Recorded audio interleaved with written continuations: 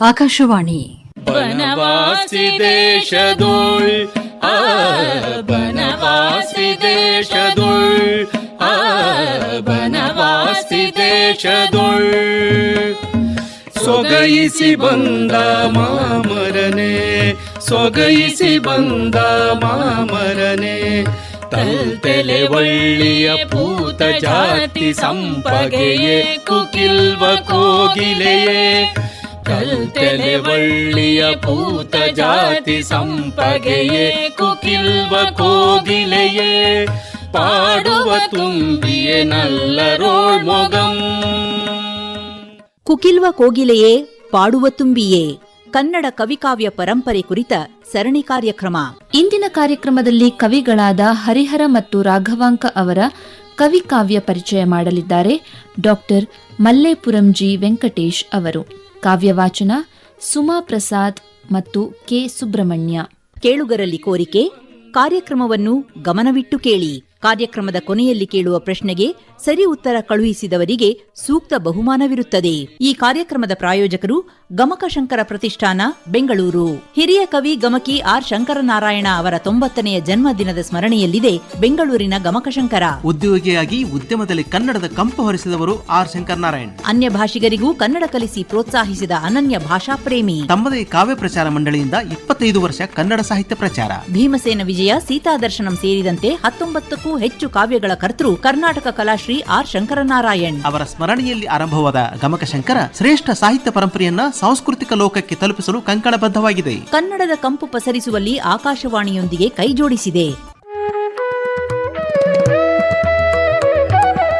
ಕನ್ನಡ ಮತ್ತು ಸಂಸ್ಕೃತ ಎರಡೂ ಭಾಷೆಗಳಲ್ಲಿ ಪ್ರೌಢಿಮೆ ಸಾಧಿಸಿದ ಮಲ್ಲೇಪುರಂ ಜಿ ವೆಂಕಟೇಶ್ ಅವರದು ವಿದ್ವಾಂಸರ ಬಳಗದಲ್ಲಿ ಚಿರಪರಿಚಿತ ಹೆಸರು. ಹುಟ್ಟಿನಿಂದಲೇ ಪ್ರತಿಭಾಶಾಲಿ. ರಾಮಸ್ವಾಮಿ ಅಯ್ಯಂಗಾರ್ ಅವರ ಶಿಷ್ಯರು. ಸಿದ್ಧಗಂಗಾ ಶ್ರೀಗಳ ಆಶೀರ್ವಾದ ಪಡೆದವರು. ರಾಮಕೃಷ್ಣ ಆಶ್ರಮದಲ್ಲಿ ಅದ್ವೈತ ವೇದಾಂತವನ್ನು ಅಭ್ಯಸಿಸಿದವರು. ಹಂಪಿ ಕನ್ನಡ ವಿಶ್ವವಿದ್ಯಾಲಯದಲ್ಲಿ ಪ್ರವಾಚಕರು, ಪ್ರಸಾರಾಂಗ ನಿರ್ದೇಶಕರು ಸೇರಿದಂತೆ ವಿವಿಧ ಉನ್ನತ ಹುದ್ದೆಗಳನ್ನು ಅಲಂಕರಿಸಿ ಕನ್ನಡಕ್ಕಾಗಿ ದುಡಿದವರು. ಕರ್ನಾಟಕ ಸಂಸ್ಕೃತ ವಿಶ್ವವಿದ್ಯಾಲಯದ ಪ್ರಥಮ ಕುಲಪತಿಗಳು. ಕನ್ನಡ ಪುಸ್ತಕ ಪ್ರಾಧಿಕಾರದ ಅಧ್ಯಕ್ಷರೂ ಆಗಿದ್ದವರು. ನಿವೃತ್ತಿಯ ನಂತರ ಸದ್ಯ ಕಲಬುರಗಿಯ ಪಾಲಿ ಇನ್ಸ್ಟಿಟ್ಯೂಟ್ ಸಂಸ್ಥೆಯ ಗೌರವ ನಿರ್ದೇಶಕರು. 80ಕ್ಕೂ ಹೆಚ್ಚು ಪುಸ್ತಕಗಳನ್ನು ಪ್ರಕಟಿಸಿರುವ ಮಲ್ಲೇಪುರಂ ಅವರನ್ನ ದೆಹಲಿಯ ಸಂಸ್ಕೃತ ಸಂಸ್ಥಾನದ ಶಾಸ್ತ್ರ ಚೂಡಾಮಣಿ, ಡಾಕ್ಟರ್ ಬಿಆರ್ ಅಂಬೇಡ್ಕರ್ ಪ್ರಶಸ್ತಿ, ಸಿದ್ಧಗಂಗಾ ಶ್ರೀ, ವಚನ ಸಾಹಿತ್ಯ ಶ್ರೀ, ರಾಜ್ಯೋತ್ಸವ ಪ್ರಶಸ್ತಿ, ಶಿವಗಂಗಾ ಶ್ರೀ ಸೇರಿದಂತೆ ಹಲವಾರು ಪ್ರಶಸ್ತಿಗಳು ಅರಸಿ ಬಂದಿವೆ. ಬನ್ನಿ, ಸದಾ ಸೃಜನಶೀಲರಾಗಿರುವ ಡಾಕ್ಟರ್ ಮಲ್ಲೇಪುರಂ ಜಿ ವೆಂಕಟೇಶ್ ಅವರಿಂದ ಹರಿಹರ ಮತ್ತು ರಾಘವಾಂಕ್ ಅವರ ಕವಿಕಾವ್ಯ ಪರಿಚಯವನ್ನ ಮಾಡಿಕೊಳ್ಳೋಣ. ಕಾವ್ಯ ವಾಚನ ಸುಮಾ ಪ್ರಸಾದ್ ಹಾಗೂ ಕೆ ಸುಬ್ರಹ್ಮಣ್ಯ. ಭಕ್ತಿ ಕಾವ್ಯಕ್ಕೆ ಮತ್ತೊಂದು ಹೆಸರು ಹರಿಹರ. ಈತ ಮಧ್ಯಕಾಲೀನ ಕನ್ನಡ ಸಾಹಿತ್ಯಕ್ಕೆ ಹೊಸತನ್ನು ತಂದ ಸತ್ಕವಿ. ಈತ ಚಂಪು ಕಾವ್ಯ ಮತ್ತು ರಗಳ್ಗಳನ್ನು ಬರೆದ ಭಕ್ತ ಕವಿ. ಪಂಪರನ್ನ ಮೊದಲಾದವರು ರಚಿಸಿದ ಚಂಪು ಕಾವ್ಯ ಪದ್ಧತಿಯನ್ನು ಆವಿಷ್ಕರಿಸಿದ ಪ್ರತಿಭಾಶಾಲಿ. ಈತನ ಗಿರಿಜಾಕಲಿನ ಮಹಾಪ್ರಬಂಧಂ ಚಂಪು ಕಾವ್ಯ ಜನಮನ್ನಣೆ ಮತ್ತು ವಿದ್ವತ್ ಮನ್ನಣೆಯನ್ನು ಪಡೆದ ಶ್ರೇಷ್ಠ ಚಂಪು ಕಾವ್ಯ. ಈ ಕಾವ್ಯವನ್ನು ಬರೆದ ಮೇಲೆ ನೂರಾರು ರಗಳೆಗಳು ಬರೆದಂತೆ ತೋರುತ್ತದೆ. ಈತ ಬರೆದ ಬಸವರಾಜ ದೇವರಗಳೇ, ನಂಬಿನ ರಗಳೆ, ಪುಷ್ಪರಗಳೆ ಸಹೃದಯರನ್ನು ಹುಚ್ಚಿಡಿಸಿರುವುದೇನು ಸುಳ್ಳಲ್ಲ. ಹರಿಹರ ಹಂಪಿಯಲ್ಲಿದ್ದ ಕವಿ. ಈತ ಪ್ರತಿನಿತ್ಯ ಹೂಗಳನ್ನು ಆರಿಸಿಕೊಂಡು ಪಂಪ ವಿರೂಪಾಕ್ಷನ ರಚಿಸುತ್ತಿದ್ದವ. ಇದು ಪುಷ್ಪರಗಳೆಯಲ್ಲಿ ನಮಗೆ ಚೆನ್ನಾಗಿ ಕಾಣಬರುತ್ತದೆ. ಪೊಸ ಪರಾಗದ ವಿಭೂತಿಯ ತಿಲಕವಿ ಕೂತಂ ಮಿಗೆ ಮೋಹದಿಂ ನೋಡಿ ಮನದೊಳಗೆ ತೂಪಿರಿದು ಮಘ ಮಘಿಪ ಕೇತಕಿಯ ನುಣ್ಣೆ ಸಳ್ಗಳಂ ಪಿಡಿದು ಸಿರಿಮುಡಿಯ ನೊಯ್ಯನೆ ಸಡಿಲ್ಚಿನಯದಿಂಬಿಡಿಸಿ ಪರಿಪರಿಯ ನೀಳ್ದ ಕೆಂಜೆಡೆಗಳಂ ನೆಲೆಗೊಳಿಸಿ ಎಳೆಯ ಶಶಿಕಳೆ ನೋಯದಂತೆ ಮೆಲ್ಲನೆ ಹಿಕ್ಕಿ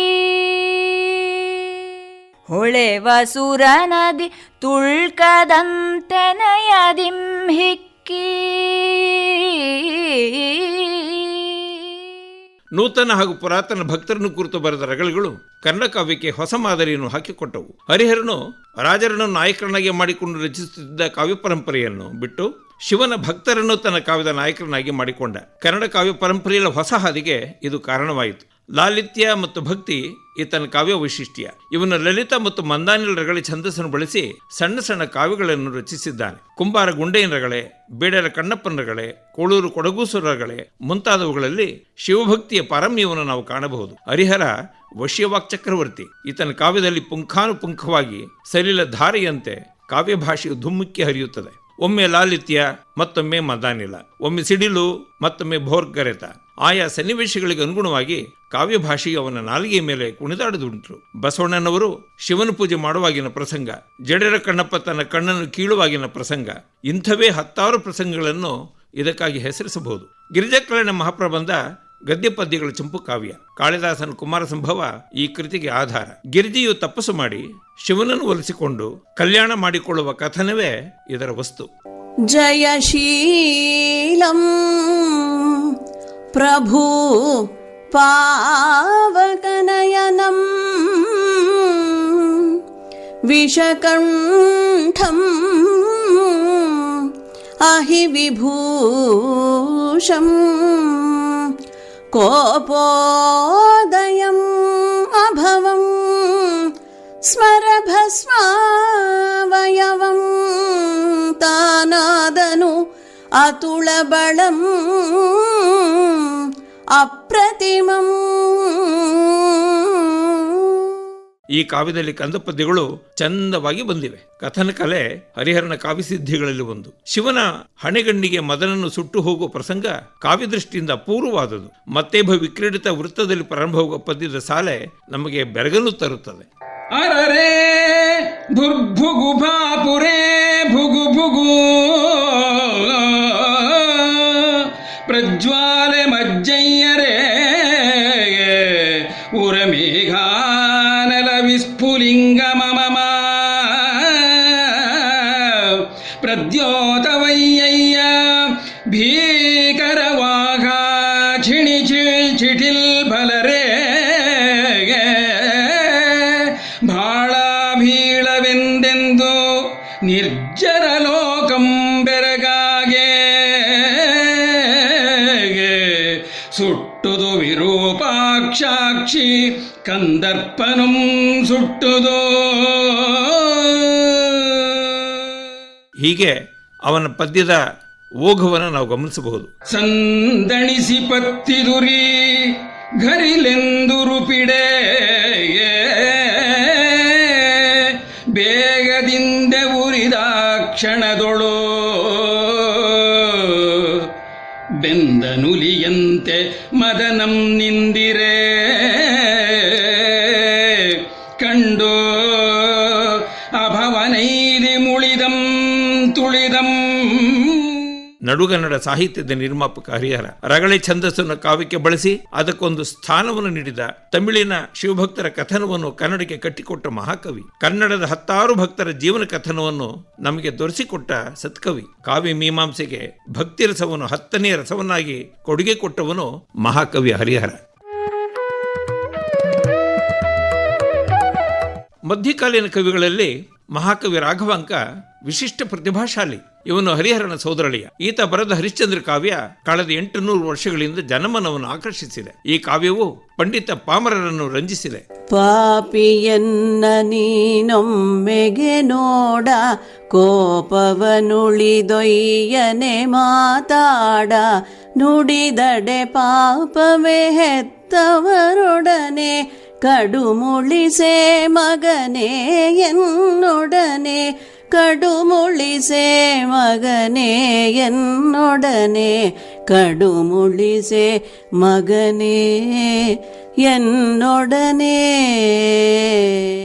ಇವನು ಹರಿಶ್ಚಂದ್ರ ಕಾವ್ಯವಲ್ಲದೆ ಸಿದ್ಧರಾಮ ಚಾರಿತ್ರ, ಸೋಮನಾಥ ಚಾರಿತ್ರ, ವೀರೇಶ ಚರಿತೆ, ಶರ್ಭಚಾರಿತ್ರ, ಹರಿಹರ ಮಹತ್ವ ಈ ಕೃತಿಗಳನ್ನು ಬರೆದಿದ್ದಾನೆ. ಇವುಗಳಲ್ಲಿ ಶರ್ಭಚಾರಿತ್ರ್ಯ ಮತ್ತು ಹರಿಹರ ಮಹತ್ವ ನಮಗಿನ್ನೂ ದೊರಕಿಲ್ಲ. ಈತನ ಕಾಲ 13ನೇ ಶತಮಾನದ ಉತ್ತರಾರ್ಧವೆಂದು ವಿದ್ವಾಂಸರು ನಿಶ್ಚಯಿಸಿದ್ದಾರೆ. ಈತ ಹಂಪಿಯಲ್ಲಿದ್ದವನು. ಈತ ಶಿವಭಕ್ತನಾದ ಕವಿ. ಮಹಾಲಿಂಗ ಭಕ್ತರ ಭಕ್ತ ಎಂದು ಒಂದು ಕಡೆ ಹೇಳಿಕೊಂಡಿದ್ದಾನೆ. ಉಭಯ ಕವಿ, ಕಮಲರವಿ, ಕವಿಕಮಲ ಮಾರ್ತಾಂಡ, ಕವಿಶರ್ಭ ಬೇರುಂಡ ಈ ಬಿರುದುಗಳು ಈತನಿಗಿದ್ದವು. ಮಹಾಕವಿ ರಾಘವಾಂಕ ಬರೆದ ಕೃತಿಗಳಲ್ಲಿ ಸಿದ್ದರಾಮ ಚಾರಿತ್ರ ಮತ್ತು ಹರಿಶ್ಚಂದ್ರ ಕಾವ್ಯ ಇವೆರಡು ಗಣ್ಯ ಕೃತಿಗಳು. ಇವುಗಳಲ್ಲದೆ ವೀರೇಶ ಚರಿತೆ ಮತ್ತು ಸೋಮನಾಥ ಚಾರಿತ್ರ ಎಂಬಿ ಕಾವ್ಯಗಳು ಶಿವಭಕ್ತಿ ಮಹಿಮೆಯನ್ನು ಸಾರುತ್ತವೆ. ವೀರೇಶ ಚರಿತೆ ಉದ್ದಂಡ ಷಟ್ಪರಿಚಿತಗೊಂಡ ವಿಶಿಷ್ಟ ಕಾವ್ಯ. ಇದರಲ್ಲಿ 2 ಸಂಧಿಗಳಿದ್ದು ಒಟ್ಟು 127 ಪದ್ಯಗಳಿವೆ. ವೀರಭದ್ರನು ದಕ್ಷ ಮಹಾರಾಜ ನಡೆಸಿದ ಯಜ್ಞವನ್ನು ನಾಶ ಮಾಡಿದ ಕಥೆ ಇದರ ಮುಖ್ಯ ವಸ್ತು. ಇದು ರಾಘವಾಂಕನ ಮೀಸಲುಗವಿತೆ ಎಂದು ಪ್ರಸಿದ್ಧವಾಗಿದೆ. ಸೋಮನಾಥ ಚಾರಿತ್ರದ ಕಥೆ ಸಾಂಸ್ಕೃತಿಕ ದೃಷ್ಟಿಯಿಂದ ನಾವು ಗಮನಿಸಬೇಕು. ಇವನ ಮತ್ತೊಂದು ಕಾವ್ಯ ಸಿದ್ದರಾಮ ಚಾರಿತ್ರ. ಇದು ವಚನಕಾರರಲ್ಲಿ ಪ್ರಸಿದ್ಧನಾದ ಸಿದ್ದರಾಮನ ಇತಿವೃತ್ತವನ್ನು ಅವಲಂಬಿಸಿರುವ ಕಾವ್ಯ. ಸೊನ್ನಲ್ಲಿಯಲ್ಲಿ ನನ್ನಪ್ಪ ಎಂಬ ಪ್ರಭು ಚಾಮಲದೇವಿ ಎಂಬ ಅರಸಿಯುಡಿನ ಆಳುತ್ತಿರುತ್ತಾನೆ. ಆ ಊರಿನಲ್ಲಿ ಮುದ್ದಯ್ಯ ಮತ್ತು ಸುಗ್ಗವಿ ಎಂಬ ಮುಪ್ಪಿನ ದಂಪತಿಗಳಿಗೆ ಶಿವಾಂಶ ಸಂಭೂತನಾದ ಸಿದ್ದರಾಮ ಜನಿಸುತ್ತಾನೆ. ಅರೆ ವಿಜಯ ಶಿವ ಸಿದ್ದರಾಮಯ್ಯನ್ ಉದಯವಾಗಲ್ ಮನದಂದಾಗಲ್ ಕಮಲದ ಮಧ್ಯದಿಂ ಹಂಸ ಶಿಶು ಮೇಘದೊಳಗಿನಿಂದ ತರುಣ ಶಶಿ ಒಗೆವಂತೆ ಸತಿಯ ನಿರ್ಮಲ ಗರ್ಭದಿಂದ ಉದಯವಾದ ಆ ಮಹಾಮುಕುತಿ ಸತಿಯ ನಚ್ಚಿನನಲ್ಲನು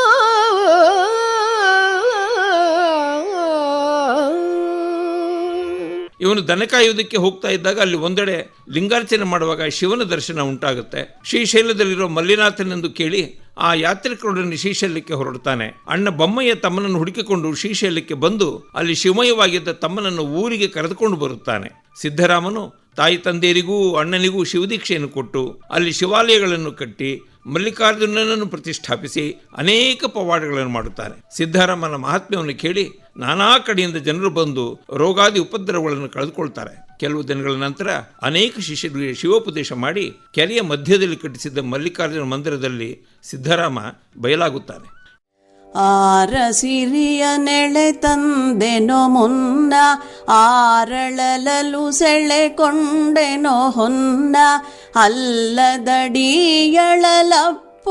ನನಗೆ ಇಲ್ಲಿರುಥಾ ಸಾಮಪ್ಪುದೆ ನಿನಗೆ ಹೆತ್ತ ಹೊಟ್ಟೆಯೊರೆಯೊತ್ತಿದೆ ಮಗನೆ ಎತ್ತಿದ ತೋಳನು ಕೆತ್ತಿದೆ ಮಗನೆ ಹಾಡುವ ಬಾಯಲಿ ಮಣ್ಣನು ಹೊಯ್ದೆ ನೋಡುವ ಕಣ್ಣಲಿ ಸುಣ್ಣವ ಹೊಯ್ದೆ.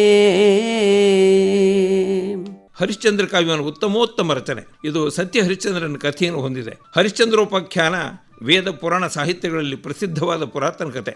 ರಾಘವಂಕನು ಬಹುತೇಕವಾಗಿ ಪುರಾಣ ಕೃತಿಗಳನ್ನು ಆಧಿಕರಿಸಿ ಈ ಕಾವ್ಯವನ್ನು ಬರೆದಿದ್ದಾನೆ. ಹರಿಶ್ಚಂದ್ರ ಕಾವ್ಯದಲ್ಲಿ ಮತಾಂಶಗಳು ವಿರಳವಾಗಿ, ಕಾವ್ಯಾಂಶಗಳು ನಿಬಿಡವಾಗಿವೆ. ಹರನೆಂಬುದೇ ಸತ್ಯ, ಸತ್ಯವೆಂಬುದೇ ಹರನು ಎಂಬ ಉದ್ಘೋಷ ವಾಕ್ಯ ಈ ಕಾವ್ಯದ ಪ್ರಧಾನ ಆಶಯ. ರಾಘವಂಕನ ಕಾವ್ಯ ಪ್ರತಿಭೆಗೆ ಹರಿಶ್ಚಂದ್ರ ಕಾವ್ಯ ಮತ್ತು ಸಿದ್ದರಾಮ ಚಾರಿತ್ರ ಇವೆರಡು ತಲವಣಿಯಾದ ಕೃತಿಗಳು. ವಾರ್ಧಕ ಷಟ್ಪದಿಯ ಕಥನಗಾರಿಕೆ, ಸನ್ನಿವೇಶ ನಿರ್ಮಾಣ, ನಡುಗನ್ನಡ ಕಾವ್ಯ ಭಾಷೆಯ ಬಳಕೆ, ಅನೇಕ ರಸಪ್ರಸಂಗಗಳು, ಪಾತ್ರ ನಿರ್ಮಾಣ ಕೌಶಲ ಈತನ ಕಾವ್ಯಗಳಲ್ಲಿ ನಾವು ಕಾಣಬಹುದು. ಈತನ ಕಾವ್ಯಗಳಲ್ಲಿ ಕರುಣರಸ ಪ್ರಧಾನವಾದದ್ದು. ಇನ್ನು ಶಾಂತರಸವು ಇದಕ್ಕೆ ಪೋಷಕವಾಗಿ ಬಂದಿದೆ. ಹರಿಶ್ಚಂದ್ರ ಕಾವ್ಯವು ಅನೇಕ ರಸಪ್ರಸಂಗಗಳಿಂದ ಕೂಡಿದೆ. ಸತ್ಯ ಹರಿಶ್ಚಂದ್ರ ಮುಡಿದ ರಾಣಿ ಚಂದ್ರಮತಿ ಅವರ ಮಗ ಲೋಹಿತಾಶ್ವನನ್ನು ಸರ್ಪವೊಂದು ಕಡಿದು ಕಾಡಿನಲ್ಲಿ ಮಡಿದಾಗ ಈ ವಿಷಯ ಚಂದ್ರಮತಿಗೆ ತಿಳಿಯುತ್ತದೆ.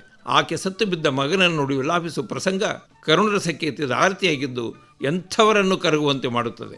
ಏವೆನೇವನಳ್ಳೆ ಮಗನೇ ಮಗನೇ ಸಾವೇ ಕಾಯಿತಲೆ ಚೆನ್ನಿಗನೆ ಎಂದು ಪ್ರಾರಂಭವಾಗುವ ಸಾಲುಗಳು ಕೇಳುಗರಿಗೆ ಕಣ್ಣೀರು ಬರಿಸುತ್ತದೆ. ರನ್ನದ ಕನ್ನಡಿ ಸಿಡಿದುದೋ ದೇವ ಹೊನ್ನ ಕಳಸ ಕೆಡೆದೊಡೆದುದೋ ದೇವ ಎನ್ನ ಕಡವರಂ ಸೂರೆ ಹೋಯಿತೋ ಹೊನ್ನ ಪ್ರತಿಮೆಯ ಸುಹಾರಿ ಹೋಯಿತೋ ಇನವಂಶದಲತೆ ಕುಡಿ ಮುರುಟಿತ್ತೋ ಜನಪನಿಟ್ಟ ಸುರತರು ಮುರಿಯಿತ್ತೋ ಕಾಲ ಕರುಣವಿಲ್ಲದೆ ನೀನೊಯ್ದೆ ಬಾಲನ ನಗಲಿಸಿ ಕೊರಳಂ ಕೊಯ್ದೆ.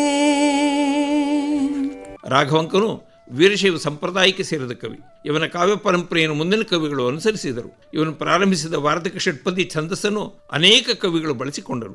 ಮಧ್ಯಕಾಲೀನ ಕನ್ನಡ ಕಾವ್ಯ ಸಂಪ್ರದಾಯದ ಪ್ರಮುಖ ಕವಿಯಾಗಿ ಈತ ಎಂದೆಂದೂ ವಿರಾಜಮಾನನಾಗಿದ್ದಾನೆ. ಸೊಗೈಸಿ ಬಂದ ಮಾಮರನೆ ತಲ್ತೆಲೆ ಒಳ್ಳೆಯ ಪೂತ ಜಾತಿ ಸಂಪಗೆಯೇ ಕುಕಿಲ್ವ ಕೋಗಿಲೆಯೇ ಕಲ್ತೆಲೆ ಒಳ್ಳೆಯ ಪೂತ ಜಾತಿ ಸಂಪಗೆಯೇ ಕುಕಿಲ್ವ ಕೋಗಿಲೆಯೇ ಪಾಡುವ ತುಂಬಿಯೇ ನಲ್ಲರೋಳ್ ಮೊಗಂ. ಪ್ರಿಯ ಕೇಳುಗರೆ, ಕಳೆದ ಸಲ ಕೇಳಿದ ಪ್ರಶ್ನೆ ಪುರಂದರದಾಸರು ಹುಟ್ಟಿದ ಊರಿನ ಹೆಸರೇನು? ಸರಿ ಉತ್ತರ ಪುರಂದರಗಡ. ಕನಕದಾಸರು ಯಾವ ದೇವರ ಭಕ್ತರಾಗಿದ್ದರು? ಸರಿ ಉತ್ತರ ಕಾಗಿನೆಲೆಯ ಆದಿಕೇಶವ. ಸರಿ ಉತ್ತರ ಕಳುಹಿಸಿದ ಮೊದಲ 5 ಮೈಸೂರಿನ ವಿದ್ಯಾರಣ್ಯಪುರಂನ ಆದಿಮೂಲಂ ಯೋಗಲಕ್ಷ್ಮಿ, ಬೆಂಗಳೂರು ಕೆಂಗೇರಿಯ ವೈಜಯಂತಿ ಸಿ, ಕೊಡಗು ಜಿಲ್ಲೆ ಆಮತ್ತಿಯ ವಿಜಯಲಕ್ಷ್ಮಿ HG, ಮಂಗಳೂರಿನ ಕಲಾ ಗೋಪಾಲಕೃಷ್ಣ, ರಾಣಿಬೆನ್ನೂರಿನ ಪ್ರತಿಭಾ ಆರ್ ಬಣಗಾರ್. ಬಹುಮಾನಗಳನ್ನು ಅಂಚೆ ಮೂಲಕ ಕಳುಹಿಸಲಾಗುತ್ತದೆ. ಇನ್ನು ಈ ವಾರದ ಪ್ರಶ್ನೆ. ಈ ಸಲದ ಪ್ರಶ್ನೆ, ಗಿರಿಜಾ ಕಲ್ಯಾಣ ಕೃತಿಯನ್ನು ರಚಿಸಿದ ಕವಿ ಯಾರು? ಮತ್ತೊಮ್ಮೆ, ಗಿರಿಜಾ ಕಲ್ಯಾಣ ಕೃತಿಯನ್ನು ರಚಿಸಿದ ಕವಿ ಯಾರು? ಮತ್ತೊಂದು ಪ್ರಶ್ನೆ. ಹರನೆಂಬುದೇ ಸತ್ಯ, ಸತ್ಯವೆಂಬುದೇ ಹರನು. ಈ ಘೋಷವಾಕ್ಯ ಯಾವ ಕಾವ್ಯದಲ್ಲಿದೆ? ಮತ್ತೊಮ್ಮೆ, ಹರನೆಂಬುದೇ ಸತ್ಯ, ಸತ್ಯವೆಂಬುದೇ ಹರನು. ಈ ಘೋಷವಾಕ್ಯ ಯಾವ ಕಾವ್ಯದಲ್ಲಿದೆ? ಉತ್ತರಗಳನ್ನು ನಿಮ್ಮ ವಿಳಾಸದೊಂದಿಗೆ ವಾಟ್ಸ್ಆಪ್ ಮೂಲಕ ತಿಳಿಸಿ.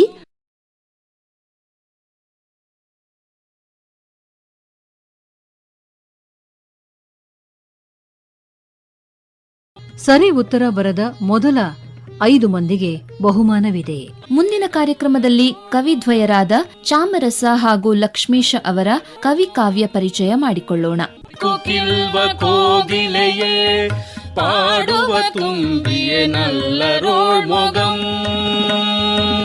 ಇದುವರೆಗೆ ಕುಕಿಲ್ವ ಕೋಗಿಲೆಯೇ ಪಾಡುವ ತುಂಬಿಯೇ ಕನ್ನಡ ಕವಿಕಾವ್ಯ ಪರಂಪರೆ ಕುರಿತ ಸರಣಿ ಕಾರ್ಯಕ್ರಮದಲ್ಲಿ ಕವಿಗಳಾದ ಹರಿಹರ ಮತ್ತು ರಾಘವಾಂಕ ಅವರ ಕವಿಕಾವ್ಯ ಪರಿಚಯ ಮಾಡಿಕೊಟ್ಟವರು ಡಾಕ್ಟರ್ ಮಲ್ಲೇಪುರಂ ಜಿ ವೆಂಕಟೇಶ್ ಅವರು. ಕಾವ್ಯವಾಚನ ಸುಮಾ ಪ್ರಸಾದ್ ಹಾಗೂ ಕೆ ಸುಬ್ರಹ್ಮಣ್ಯ. ಮಂಜುಳಾ ಮರಾಠೆಯವರು ಹಾಡಿರುವ ಪುಷ್ಪರಗಳೆಯ ಪದ್ಯ ಹಾಗೂ BN ಸುಧಾರತ್ನ ಅವರು ಹಾಡಿರುವ ಸಿದ್ದರಾಮ ಚರಿತೆಯ ಪದ್ಯಗಳನ್ನು ನಮ್ಮ ಧ್ವನಿ ಭಂಡಾರದಿಂದ ಆಯ್ದುಕೊಳ್ಳಲಾಗಿದೆ. ಶೀರ್ಷಿಕೆ ಗೀತೆ ಸಂಯೋಜನೆ ಹಾಗೂ ಗಾಯನ ವಿಶ್ವನಾಥನ ಅಕೋಡ್.